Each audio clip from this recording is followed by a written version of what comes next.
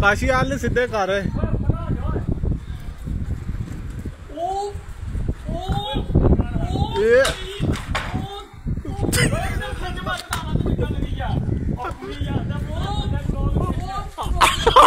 ਅਰੇ ਚਲੋ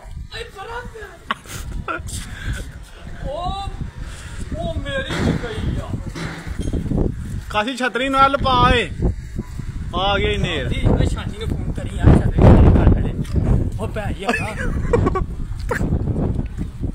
ਓਏ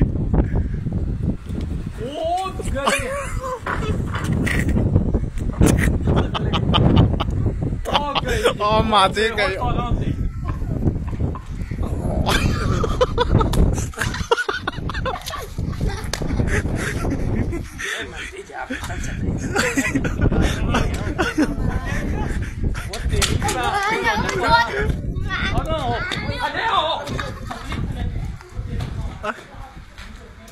ơi ô vị ơi ô vị ô gầy vô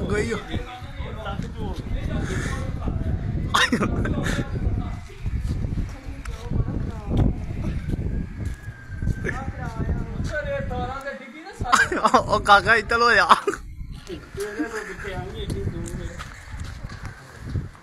ਉਹ ਤਾਰਾਂ ਦਾ ਕਲੈਕਸ਼ਨ ਹੋਵੇ ਆ ਛਤਰੀ ਦਾ